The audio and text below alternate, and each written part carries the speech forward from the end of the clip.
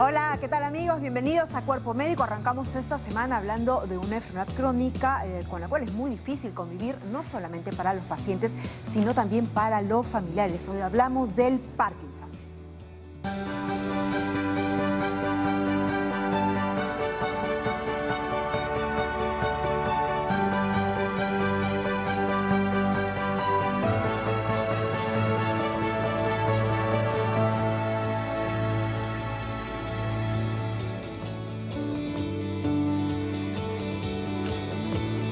Y empezamos así la semana. Patricia, ¿cómo estás? Bienvenida. ¿Cómo estás, Jennifer? Vamos a hablar de esta enfermedad, del cual incluso conversábamos antes de que empiece el programa y decíamos, es una enfermedad crónica, progresiva, que lamentablemente pues afecta a tantísimas personas, no solamente al paciente, sino el estilo de vida y termina afectando pues a toda la familia, Pati. Así es, y lo que queremos nuevamente, como siempre hacemos en nuestro programa, es hablar de, ¿sabemos algo que podría ayudar para prevenir este problema?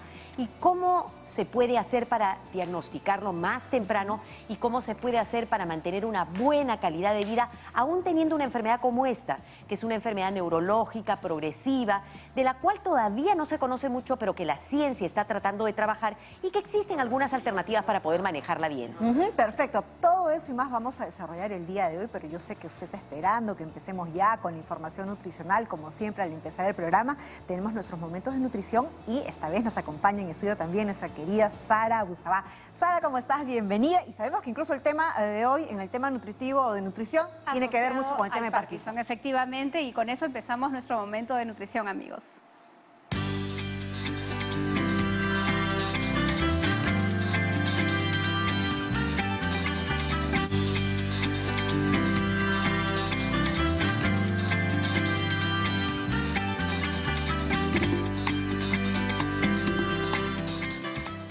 Así es, amigos, la alimentación y el Parkinson están muy relacionados, no con un tipo de relación causa-efecto, sino con adaptaciones que hay que hacer en la alimentación cuando el paciente tiene el Parkinson. ¿Por qué? Porque esta enfermedad se caracteriza por tener movimientos involuntarios que pueden afectar, por ejemplo, la capacidad de deglutir, de poder pasar, masticar, incluso tragar el alimento. Y por eso es que esta es una población de riesgo que puede tener muy afectado su estado nutricional. Requiere de mucho apoyo de un asistente a medida que va progresando esta enfermedad. Y claro, cada caso es diferente.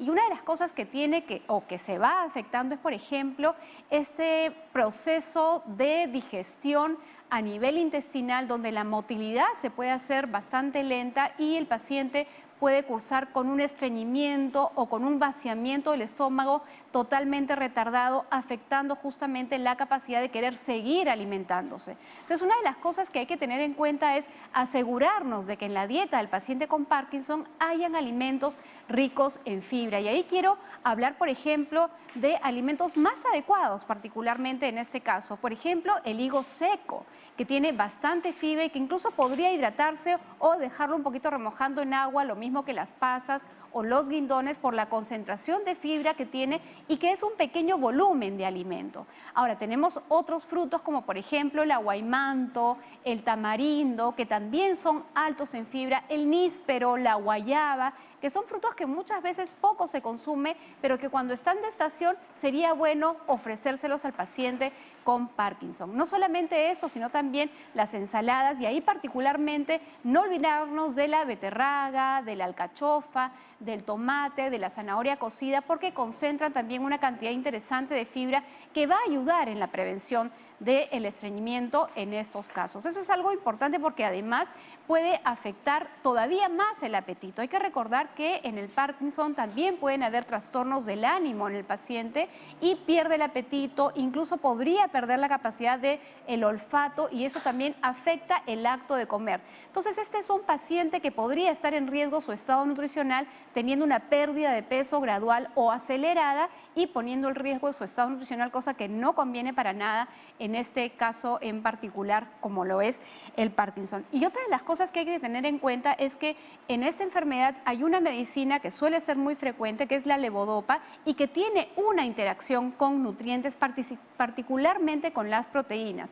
¿Qué quiere decir? Que no podemos tomar la medicina junto con alimentos, sobre todo si son proteicos. Entonces, cada vez que toque tomar la medicina debe haber al menos 1 hora de espacio entre la medicina y el alimento. Eso es sumamente importante. Y finalmente hay varios estudios que tratan de buscar asociaciones o beneficios entre la dieta y el Parkinson, ya sea efectos protectores o efectos que perjudican. Y una de las cosas que se ha observado es que la dieta mediterránea, que se caracteriza por ser muy rica en frutas, muy rica en verduras, muy rica en pescado y en aceite de oliva, al parecer beneficia y tiene un efecto protector. Se ha hablado también de la cafeína, sobre todo en mujeres, que al parecer tendría un beneficio porque interactúa con los estrógenos de las mujeres y tendría un efecto potenciador para ayudar a controlar estos movimientos involuntarios. Ojo que esto todavía son estudios, no es una determinación ni tampoco una indicación, pero nos gusta estar al tanto de la información para tenerlo en cuenta. Lo que sí se sabe claramente es que aquellas personas que tienen una dieta rica en grasa de origen animal, la fritura, el pellejo del pollo, la grasita del cerdo, que la consumen con frecuencia, son personas que no se ven beneficiadas desde la dieta y por tanto esa es una de las cosas que tenemos que evitar o cuidar en los pacientes con Parkinson. Chicas, esta enfermedad, como lo vamos a ver el día de hoy en el programa, es progresiva, es crónica y lamentablemente irreversible hasta el momento. No perdemos las esperanzas y la dieta tiene que ir acompañada a la circunstancia o capacidad que tiene este paciente, más que una dieta específica para curar el Parkinson, que ya le hemos dicho tantas veces, eso por favor no existe, pero de la dieta sí podemos ayudar muchísimo. Claro que sí, buenísimo saber, ¿no?, cuál es la alimentación, ¿no?, indicada para aquellos pacientes que están pues tratando Parkinson. Te quedas, Sarita, por favor, claro que sí, las porque hay muchas chicas. interrogantes que seguramente van a llegar también por parte de cómo mantener, ¿no?, esa alimentación, si es que ya por ahí ha sido diagnosticado el Parkinson, pero vamos a ver un informe introductorio. ¿Qué les parece? Y ya entramos de lleno con sus preguntas. Según el Instituto Nacional de Trastornos Neurológicos y Accidentes Cerebrovasculares, la enfermedad de Parkinson es un tipo de trastorno del movimiento. Ocurre cuando las células nerviosas, que son las neuronas, no producen suficiente cantidad de una sustancia química importantísima en el cerebro conocida como dopamina. Algunos casos pueden ser genéticos, pero la mayoría no parece darse entre miembros de una misma familia. La Organización Mundial de la Salud menciona que en el mundo aproximadamente existen unos 7 millones de pacientes con Parkinson y que el 90% de los casos de esta enfermedad se presenta después de los 40 años. Sin embargo, la edad promedio es entre los 50 y los 60 años. Los síntomas comienzan lentamente. En general, empiezan por un lado del cuerpo y luego van afectando a ambos lados. Algunos de los síntomas son temblor en las manos, los brazos, las piernas, la mandíbula y la cara. Asimismo, existe la rigidez en los brazos, las piernas y el tronco. Los movimientos empiezan a ralentizarse y se presentan problemas de equilibrio y coordinación a medida que los síntomas empeoran. Las personas con la enfermedad pueden tener también dificultades para caminar o hacer labores simples. Asimismo, pueden empezar a desarrollar problemas como depresión, trastornos del sueño o dificultades para masticar, tragar y hablar.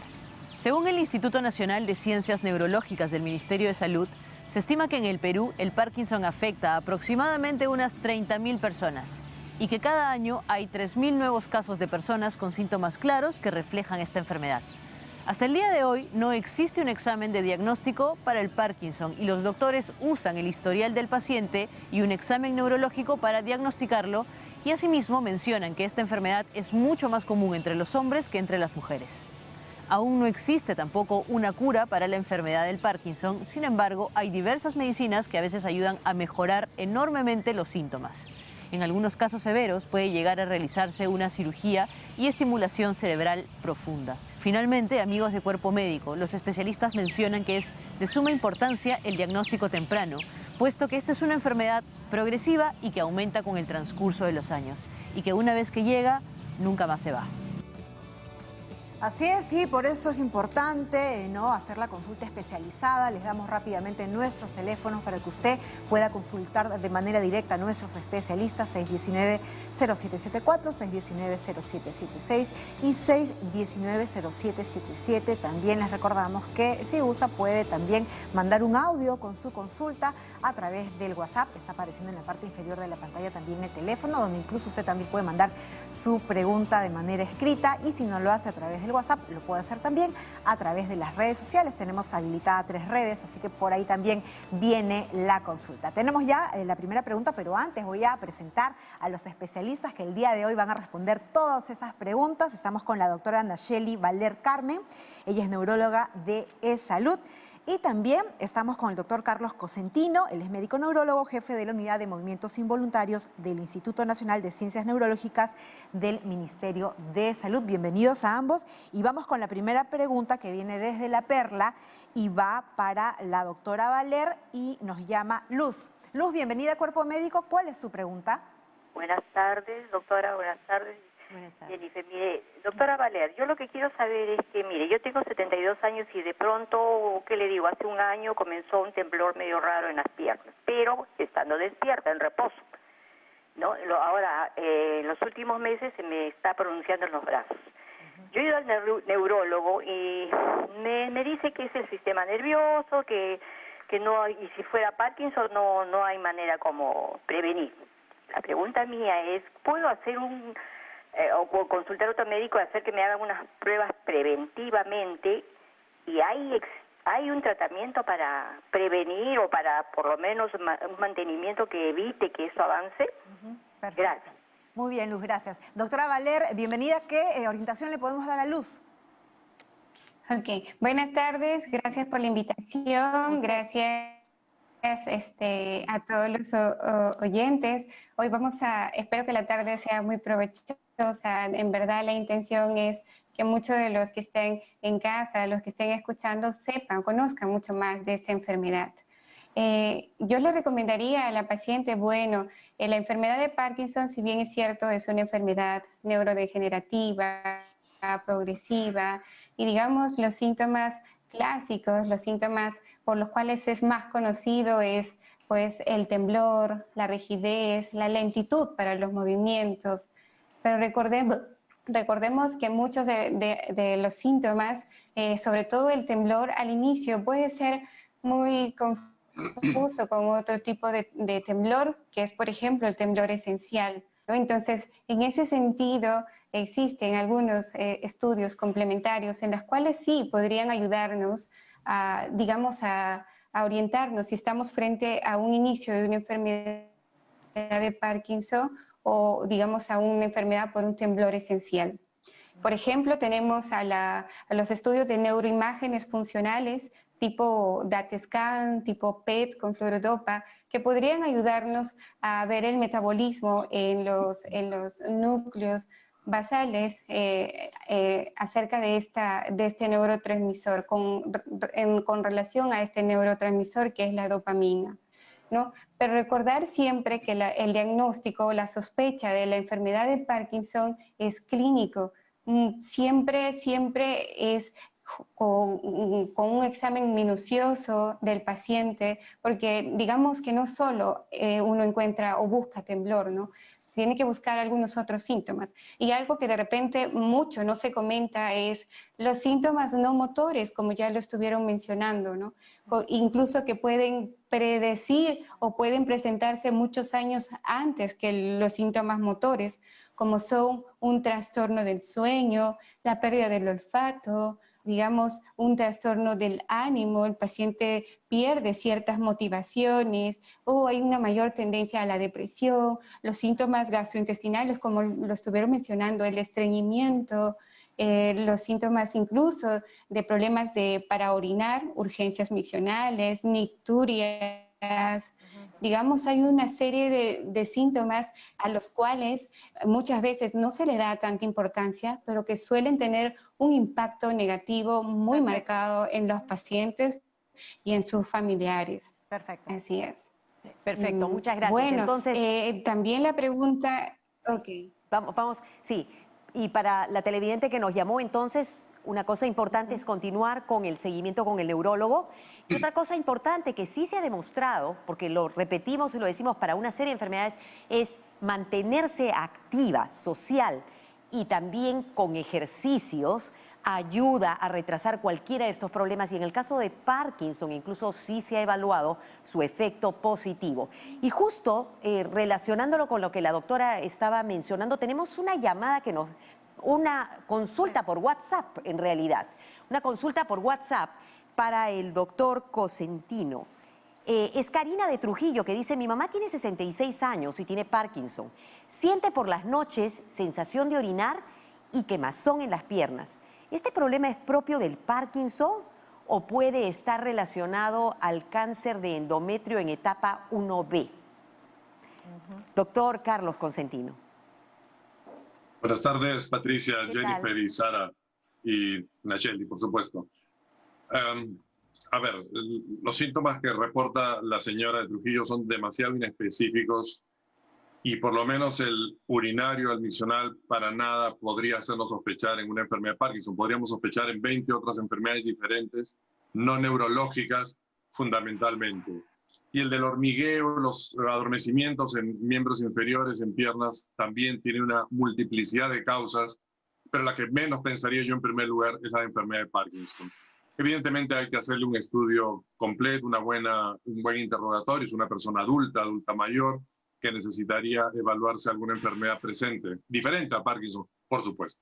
Sí, entonces lo importante sería que le den un chequeo a tu mamá. Probablemente eso no sea Parkinson, como dice el doctor, esos síntomas urinarios pueden asociarse a muchas enfermedades y hay que ver si es alguna que necesite tratamiento. Eso es importante. Vamos con otra consulta, Patricia. Sara, vamos hasta Magdalena porque también tenemos una llamada desde ahí. Eva, ¿cómo estás? Bienvenida a Cuerpo Médico. ¿Cuál es tu pregunta para la doctora Valer? Buenas tardes. Hace más o menos 2 meses se inició una especie de tic en el ojo derecho, el cual se ha aumentado a la parte del rostro. Y ahí, siendo tratada por el neurólogo, dice que son espasmos bifaciales, que me está dando un Neuril para poder controlar este movimiento, pero me controla eventualmente y ahora dice que lo único que controlaría sería colocarme toxina botulínica. Yo pregunto, ¿esto tiene algo que ver con Parkinson? ¿Cuántos años tienes, Eva? 60. 60. Vamos a trasladarle la consulta a la doctora Valer. Doctora Valer, de manera puntual, ¿qué le podemos orientar a Eva? Ok, efectivamente el diagnóstico es un espasmo hemifacial. Eso no tiene relación con la enfermedad de Parkinson. Y yo le recomendaría seguir las indicaciones de su neurólogo tratante. Y sí, el tratamiento, digamos, más eficaz en estos casos es la aplicación de la toxina botulínica. Así es. Perfecto. Entonces estamos aprendiendo que hay una serie de temblores o movimientos que pueden darse por otras razones que no son el Parkinson. Y lo importante es justamente consultar al médico y él decidirá qué es lo que hay que hacer. Tenemos una llamada que nos viene desde el Callao. Anita, ¿estás con nosotros? ¿Ana? Sí, buenas tardes. Buenas tardes. ¿Cuál es tu Mucho consulta? gusto, el doctor Cosentino. Sí, así es. Adelante. Lo conozco hace 15 años porque llevé a mi mamá justamente por Parkinson. Cuéntanos, Mi ¿cuál es tu pregunta consulta? es, cuando yo estoy nerviosa, o sea, yo tengo 64 años. ¿Ya?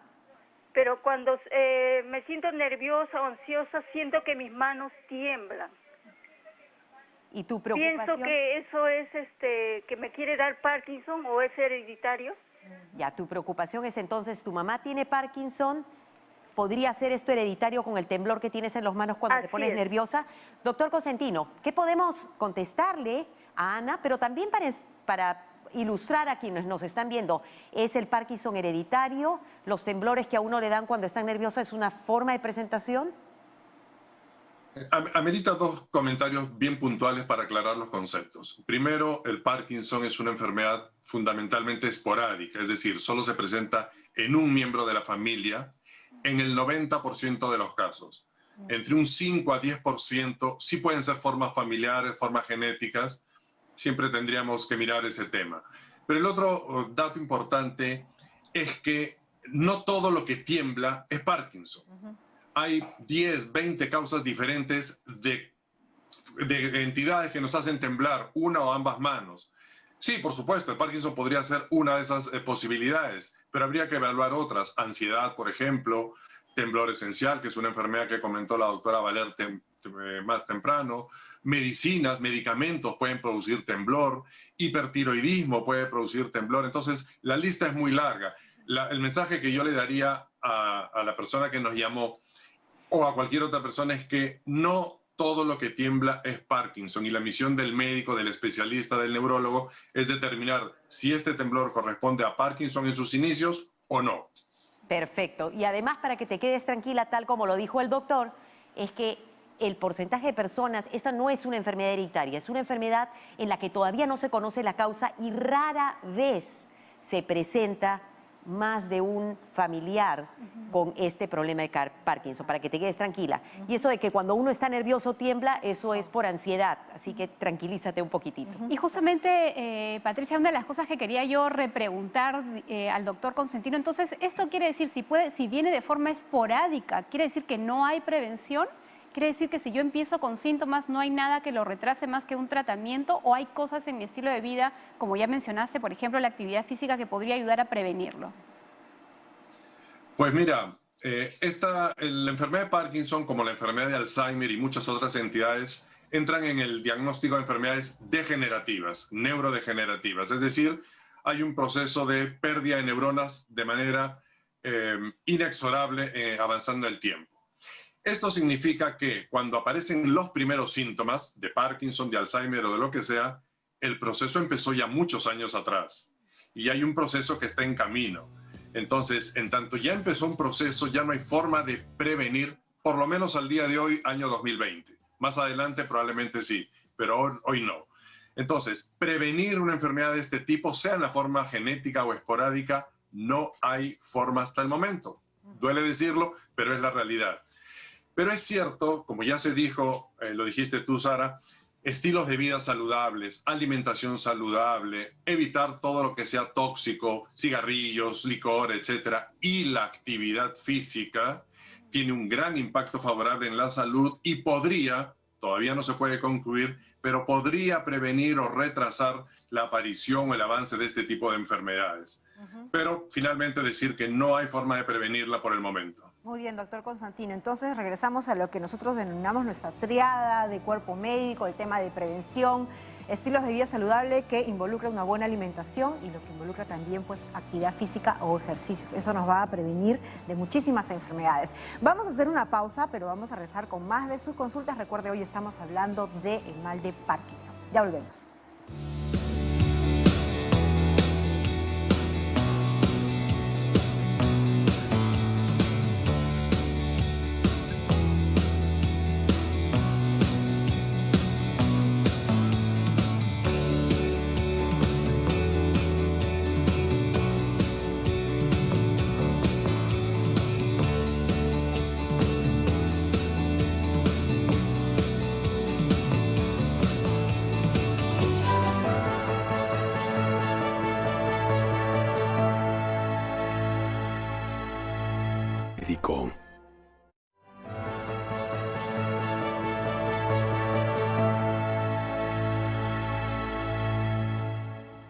Y continuamos con más de sus preguntas. Vamos a recibir rápidamente a María. Ella nos llama desde Pueblo Libre y le pregunta a la doctora Valer. María, ¿cómo estás? Bienvenida. ¿Cuál es la pregunta?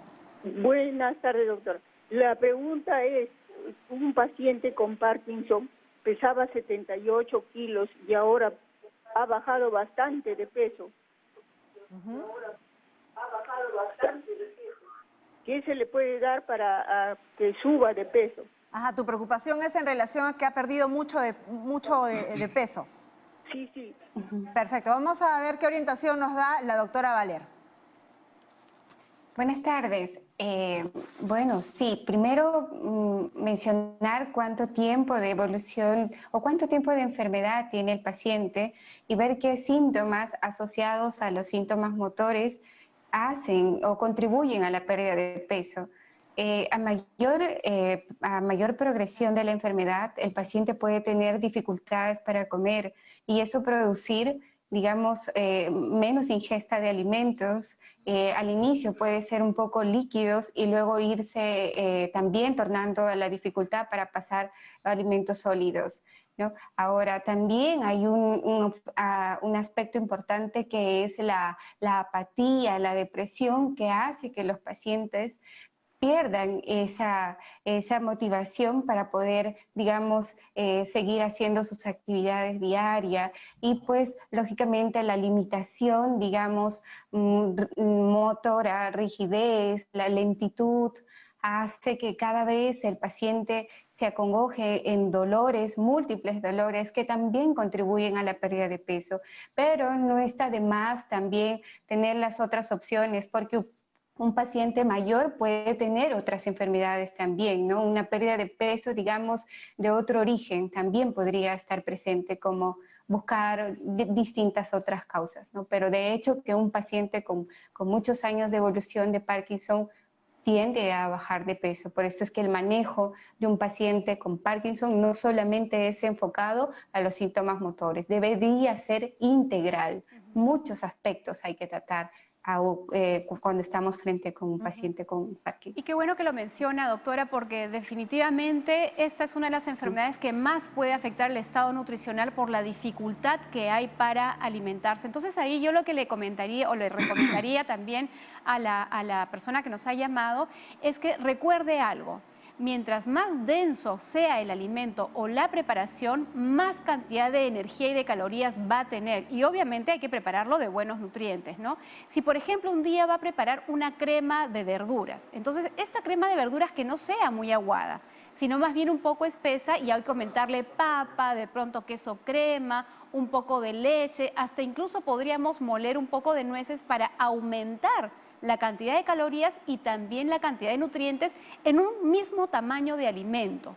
Y obviamente, a medida que va afectándose más la capacidad de alimentarse, los alimentos tendrían que ser más espesos que líquidos, porque hay que recordar que cuando son muy líquidos hay mayor riesgo de tener aspiraciones, es decir, de que ese líquido, en lugar de pasar a la vía digestiva, pase justamente la vía respiratoria y eso puede complicar muchísimo el cuadro.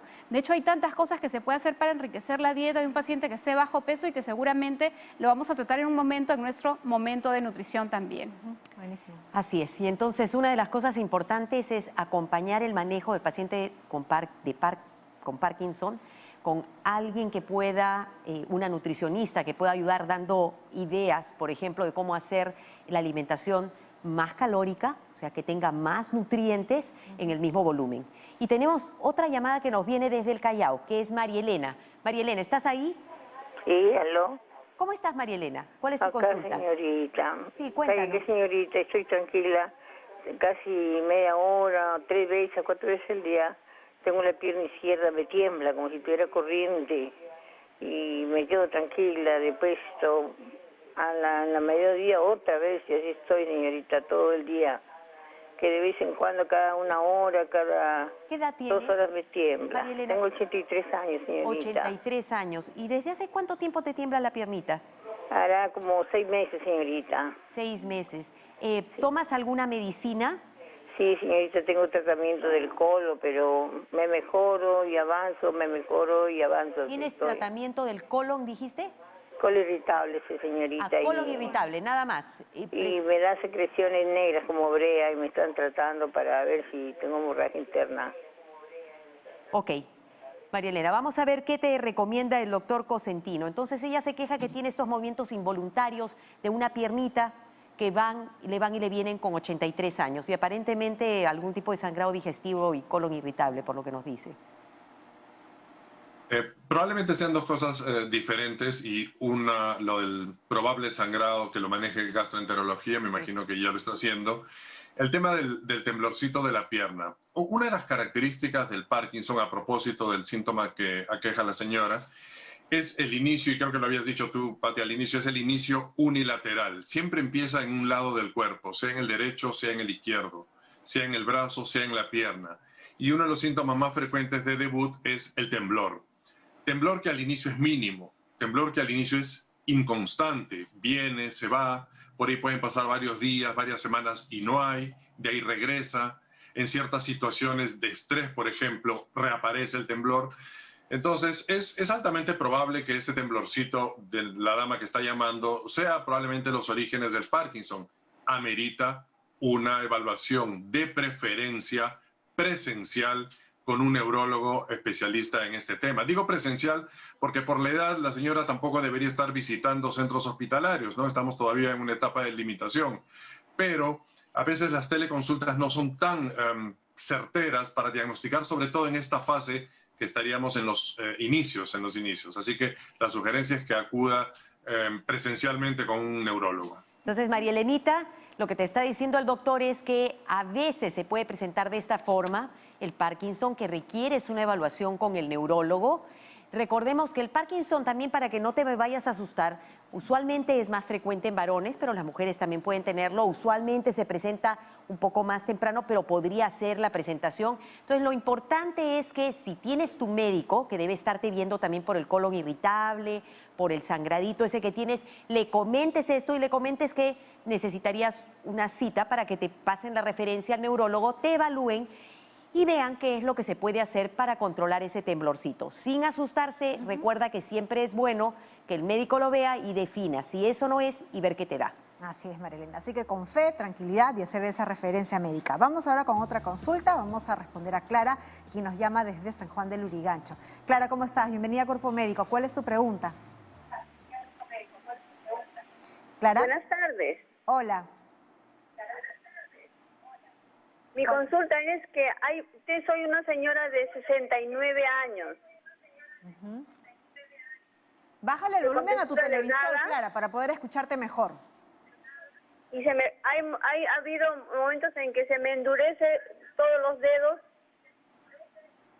¿De la mano, del pie? No, de la mano. Se me queda así duro la mano izquierda y en otro momento así la mano derecha que no he podido ni moverlo. ¿Tienes alguna...? Quiero saber si ese es síntoma de Parkinson. De Parkinson, muy bien. ¿Tienes alguna otra enfermedad? ¿Estás en tratamiento de alguna otra dolencia? Bueno, tengo enfermedad crónica a las vías respiratorias. A las vías respiratorias. Bien, vamos a ver qué orientación te puede dar la doctora Valer. Recuerda que quien te da el diagnóstico preciso es el médico tratante, quien está viendo tu caso y conoce toda tu historia clínica. Doctora Valer, ¿qué orientación podemos darle a Clara? Bueno, lo que yo le podría recomendar es, digamos, es un síntoma que está bastante localizado, en este caso bastante, digamos, es rigidez, quizás en manos, o digamos, como tipo manos en garra, ¿no? Esto tiene muchas causas, desde reumatológicas hasta, pues, también en algunos casos neurológicos. Yo le recomendaría primero hacer un examen físico y evaluar, digamos, ciertas estructuras en la mano, que son articulaciones, tendones, y según a eso ir viendo. Porque, digamos, la enfermedad de Parkinson, lo más frecuente, pues claro, es la manifestación de temblor, pero sí podría iniciar como un síndrome rígido asinético, pero generalmente es unilateral, como ya se ha estado mencionando, y pues en este caso las molestias son más localizadas en manos, fluctuantes. Ahí sí yo le recomendaría hacer una evaluación un poquito más amplia y en ese sentido también ver las otras. Doctora Valer, puntualmente, ¿con qué especialista tiene que pedir cita para hacer esta evaluación? Reumatología yo le recomendaría primero. Perfecto. Ok, tenemos una consulta que nos viene desde Ica y es Lucy quien nos está llamando. Lucy. Buenas tardes. ¿Cómo estás, Lucy? Doctores. ¿Qué tal? ¿Cuál es tu consulta? Verá, quisiera saber, yo tengo un familiar que tiene un diagnóstico de Parkinson medicamentoso por un tratamiento y quisiera saber si ese diagnóstico de Parkinson medicamentoso es lo mismo, las mismas consecuencias tiene que un Parkinson general. Y por otro lado, también me dice que le pregunte si es verdad que no deben comer muchas proteínas en el día de un paciente con Parkinson. Perfecto. En la noche. Perfecto. Entonces, vamos a ver, fantástico. Vamos a ver qué nos dice el doctor Cosentino. Entonces, diferencias entre Parkinson y Parkinson medicamentoso, si la progresión es distinta. Y bueno, de ahí preguntaremos el tema acerca del consumo de proteínas, doctor. Por supuesto. Por supuesto. Estamos hablando de dos enfermedades diferentes o dos condiciones. Una es la enfermedad de Parkinson, motivo de esta reunión, y el otro es un parkinsonismo, síntomas parkinsonianos generados por medicina. Eso no es Parkinson.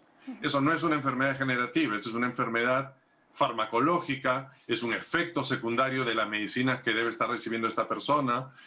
Hay muchas medicinas, por ejemplo, usadas por nuestros colegas los psiquiatras, que pueden producir parkinsonismos, es decir, cuadros que se confunden con una enfermedad de Parkinson, pero todo es diferente, no es progresivo, no es degenerativo, y en la medida que uno pueda retirar los medicamentos, en teoría el parkinsonismo revierte y hasta puede desaparecer. Así que, pero un ratito, doctor, ahí quisiera preguntarle, porque también aparece, ¿no? No es que le estamos recomendando que pare los medicamentos, sino que son efectos colaterales de algún tipo de medicamento que debe habérselo dado su médico por alguna razón.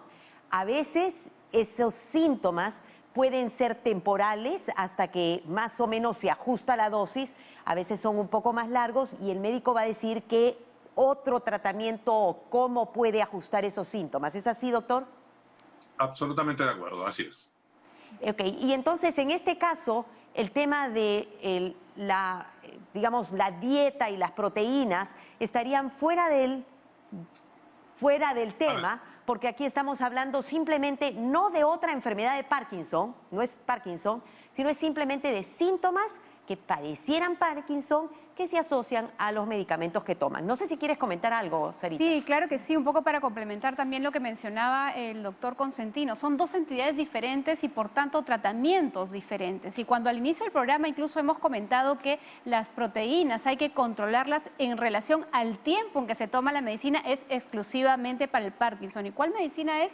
La levodopa, que se suele dar como tratamiento en la enfermedad de Parkinson. Entonces, si se toma levodopa, hay que alejar esta levodopa de los alimentos y por tanto se consume 1 hora antes. Ahora, la cantidad de proteínas se mantiene, sigue la misma necesidad, solamente hay que alejarla de la hora de la medicina. Pero eso cuando es para la las personas que tienen enfermedad de Parkinson. No para en el este parkinsonismo, que es un efecto secundario de la medicina distinta que está tomando. Claro, lo que tienes que hacer es tienes que mantener una dieta saludable como cualquier persona y conversar con tu médico acerca de estos síntomas, pero eso no va a progresar, no te va a dañar el cerebro, no va a avanzar como progresa la otra enfermedad.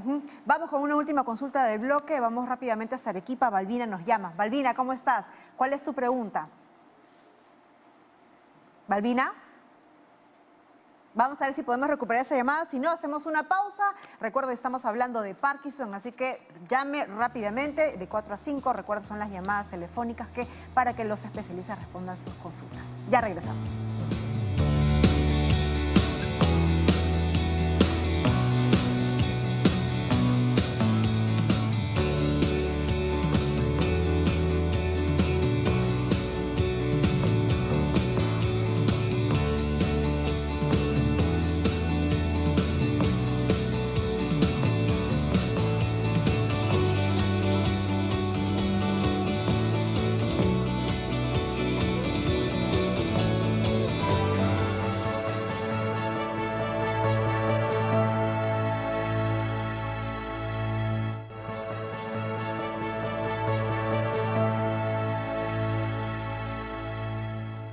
Bueno, y el día de hoy estamos hablando de una enfermedad que es la enfermedad de Parkinson y vamos a hablar de algunos mitos porque es sumamente importante tratar de aclarar esto para poder tener una mejor calidad de vida y entender mejor esta enfermedad. Comencemos con el primero. Me tiemblan las manos, seguro que tengo Parkinson. Y esto es falso y justo ya lo hemos dicho a aquellos que nos están siguiendo en el programa y ya lo hemos hablado.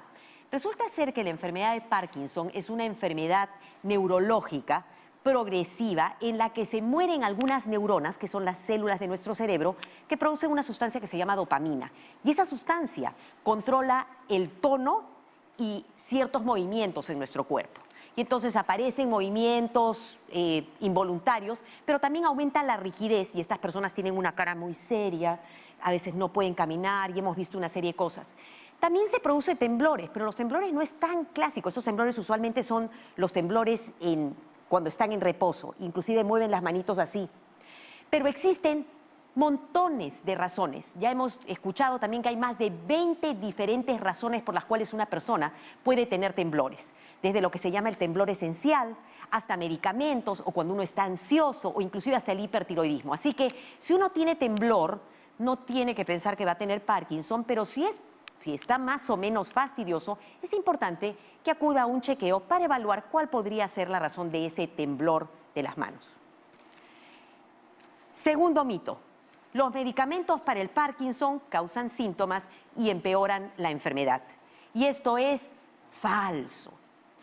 Si alguna persona tiene ya el diagnóstico de Parkinson y está siendo evaluado con su médico, uno de los medicamentos justamente que se indica es tratar de reponer esa sustancia que sus neuronas no está produciendo, que es la dopamina, y se le da una medicina que se llama levodopa.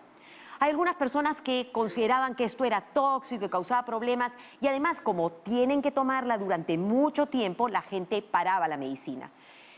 Hay grandes estudios, hay buenos ensayos clínicos. Ahora la gente ya sabe que son ensayos clínicos, son ensayos bien diseñados que muestran que una persona que tiene Parkinson, que recibe esta medicina, versus una persona que no la recibe, no solamente mejora su calidad de vida, sino que también puede reducir o disminuir la progresión de la enfermedad. Así que, por favor, el paciente tiene que recibir la medicina que el médico le indique. Y la tercera, aparte de la medicación, no hay mucho que se pueda hacer por el Parkinson. Y la verdad es que esto es falso. ¿Por qué razón? Porque tenemos que tomar esta enfermedad de manera un poco más positiva. Es cierto que es una enfermedad degenerativa, es cierto que es una enfermedad que va avanzando, tenemos un medicamento que puede ayudar, pero también sabemos que hay acciones que pueden mejorar la calidad de vida. Una de ellas, por ejemplo, es la actividad física. Y también en estudios bien controlados se ha demostrado que pacientes con Parkinson que mantienen al menos 30 minutos, aunque sea semanales, de actividad física y mantienen también sus relaciones sociales, tienen una mejor calidad de vida y progresan menos en la enfermedad.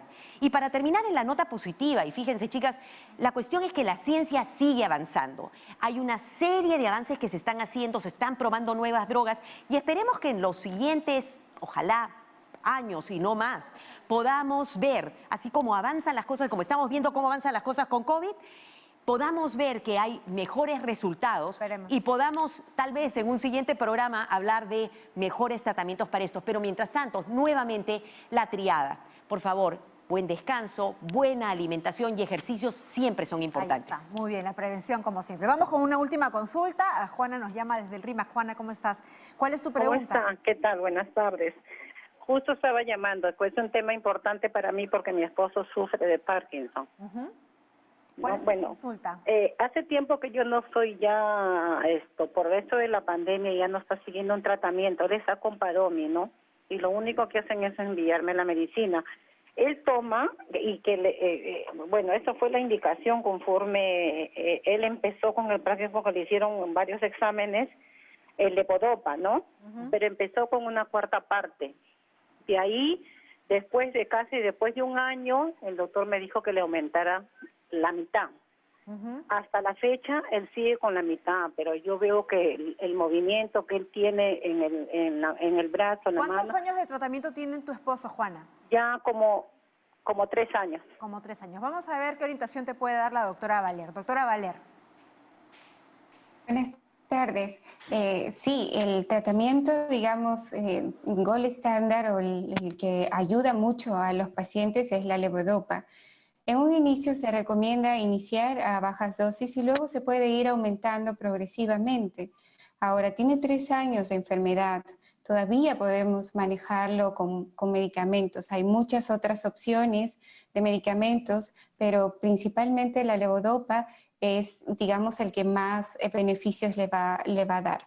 Yo le recomendaría ver la manera de, digamos, de traerlo donde el neurólogo que lo evalúe, que le haga, digamos, una medición de una escala quizás para poder ver si esta enfermedad ha ido progresando o, digamos, se puede hacer todavía muchas otras cambios, asociaciones, incluso con medicamentos para poder manejarlo. 3 años hay muchas opciones todavía para ofrecerle. Claro que sí, Juana, sobre todo conversar con el médico tratante de tu esposo y hacerle llegar todas esas inquietudes que tú tienes y que tiene, imaginamos, tu esposo, para ver qué tratamientos se puede dar, ¿no? Y cómo se están incluso manejando esta dosis. Vamos a concluir ya, lamentablemente, el programa de hoy. Nos comprometemos a hacer una segunda edición del tema de Parkinson. Ahora lo que queremos es, como siempre, las recomendaciones finales puntuales, por favor. Empezamos con el doctor Cosentino. Por supuesto, cuando tenemos que dar el diagnóstico de Parkinson o somos pacientes y nos están dando el diagnóstico de Parkinson, no es el fin del mundo. Nos están diciendo simplemente que tenemos una enfermedad crónica y que la vamos a tener que enfrentar el resto de nuestra vida. Es una enfermedad crónica más, como hipertensión, artrosis, diabetes. Hay tratamiento, hay tratamiento. ¿Nos va a afectar nuestra calidad de vida? Sí, pero la vamos a luchar bien, siempre en compañía con su médico. La actividad física no está mal que se haya enfatizado, es una pieza fundamental. Lo más simple, caminatas, bicicleta, yoga, baile. Los bailes han demostrado gran eficacia en el manejo del Parkinson, así que uno perfectamente puede vivir 15, 20, 25 a 30 años con Parkinson, siempre por supuesto al lado de su médico y siguiendo las indicaciones. Claro que sí. Doctora Valer, ¿qué podemos añadir a esas recomendaciones, por favor? Bueno, digamos que una vez ya hecho el diagnóstico de enfermedad de Parkinson, siempre se debe considerar todos los síntomas como importantes. Cada síntoma afecta al paciente, afecta a la familia y debemos ayudar en ese sentido, no solamente los síntomas motores. Recordar que es muy importante la parte afectiva, la parte, digamos, del dolor y otras más. Así que no olvidarnos, de hecho, el paciente con Parkinson que se mueve vive muchos años más y con todas las otras recomendaciones que se ha dado. Claro que sí, muy importante el factor emocional, el soporte familiar. Muchas gracias, agradecemos pues a la doctora Nayeli Valer Carmen, neuróloga de salud, así también al doctor Carlos Cosentino, médico neurólogo, jefe de la Unidad de Movimientos Involuntarios del Instituto Nacional de Ciencias Neurológicas del Ministerio de Salud, quienes nos acompañaron el día de hoy. Vamos a hacer una pausa y regresamos con la parte final del programa, no se mueva.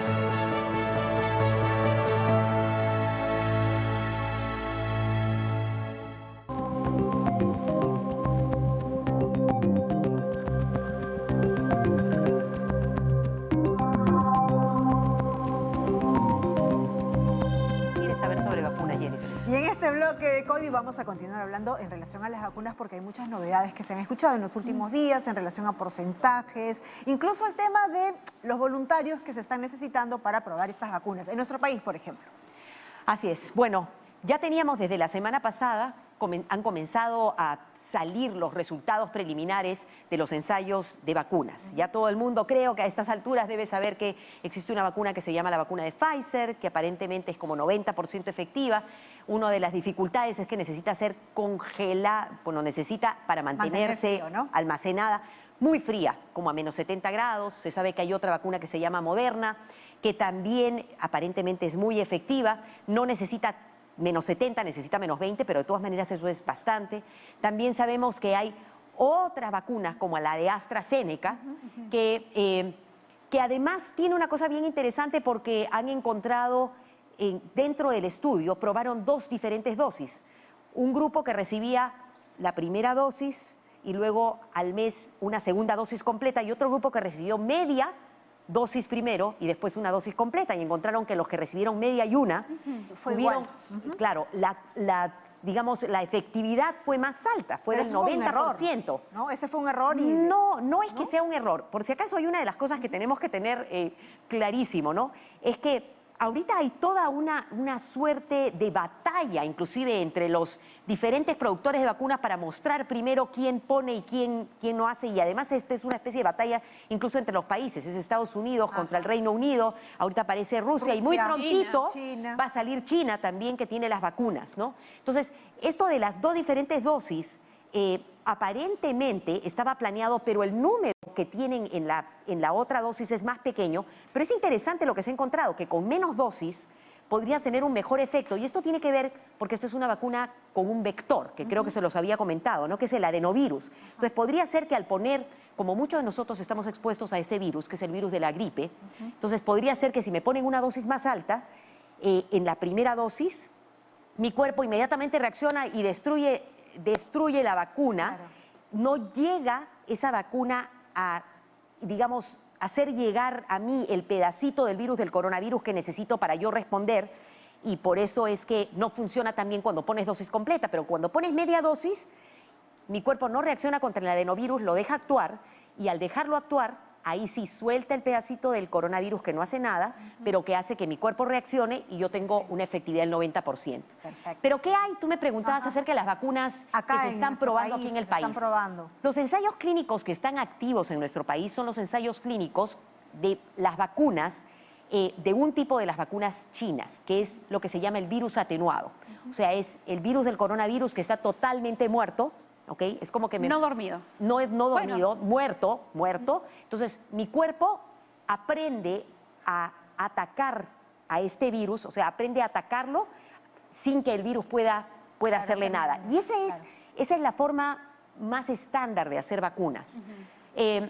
La vacuna que se está probando acá es la de Sinopharm, y los 2 lugares en los que se están reclutando voluntarios son la Universidad Cayetano Heredia y la Universidad San Marcos. ¿Y hay opción todavía poder participar? Así es, y quiero comentarles, porque lo que ha sucedido es que al inicio todo el mundo quería entrar, y se acuerdan que se cerraron las páginas web, se cerró la página web, etcétera, pero lo que sucede es que se ha ido haciendo crecer el ensayo, y ahorita se están recibiendo voluntarios. O sea, hay una mayor muestra, cantidad o necesidad. Se ha aumentado la muestra porque lo que se quiere justamente, recuerden que lo que se está evaluando es efectividad y seguridad.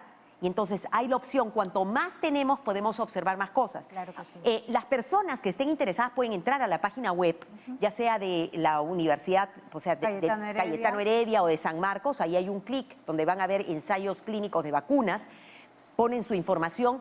Una cosa que es importante, recuerden que como esto es un ensayo clínico, a las personas les puede tocar la vacuna o les puede tocar el placebo, que no es la vacuna, sino es el líquido que es inactivo. ¿Cuáles son los requisitos para poder participar de esta prueba? Es decir, personas que hayan sido contagiadas y que no hayan pasado... No, es personas... No, primero, tienes que ser mayor de edad, o sea, de 18 años en adelante, tienes que ser capaz de poder dar un consentimiento informado, y no deberías haber tenido historia de haber tenido COVID, porque lo que estamos buscando es una vacuna que pueda proteger a las personas para no tenerla. ¿Límite de edad? 18 hasta. No hay un límite de edad para arriba. Puede ser cualquier persona. Ahora, comentando un poco de los diferentes tipos de vacuna, ¿no? Ahora yo me pregunto, de repente es un poco impopular y hasta contraproducente, tal vez mi pregunta, pero la voy a hacer porque de pronto hay gente que también tiene esta inquietud. Si bien hay diferentes tipos de vacuna en nuestro país, está adquiriendo una en particular. ¿Qué pasa si, vamos a decir, este estudio clínico que es con la China, resulta ser mejor o no ser mejor? ¿Qué pasa? ¿Uno tiene opción de cambiar tipos de vacuna para su país? Bueno, en el país no estamos necesariamente comprando un solo tipo de vacuna. Hay 3 mecanismos que está usando el país en este momento para tratar de conseguir la vacuna, como lo están haciendo otros países.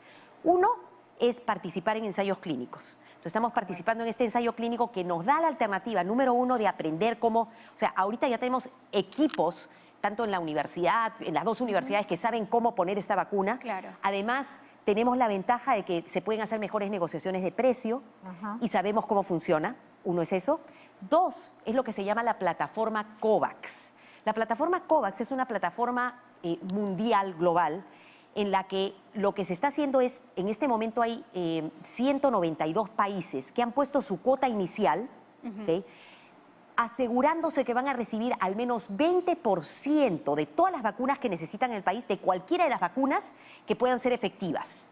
Segundo. Y la tercera, son lo que se llaman los acuerdos bilaterales con empresas. Claro. En esa es en la que primero estamos comprando con Pfizer, ojalá que se pueda ver con otras.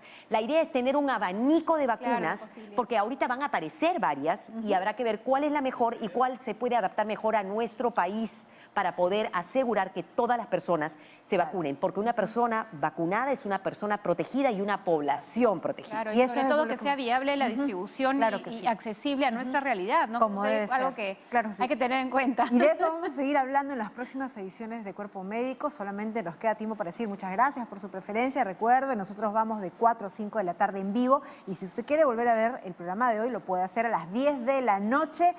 Ahora les recordamos que mañana vamos a también tener un tema igual de interesante. Vamos a hablar de rosácea. Así que si gusta, usted puede empezar a mandar sus consultas a través de las redes sociales. Ahora sí, quédese en sintonía de TV Perú porque viene Francamente. Hasta mañana. Chao.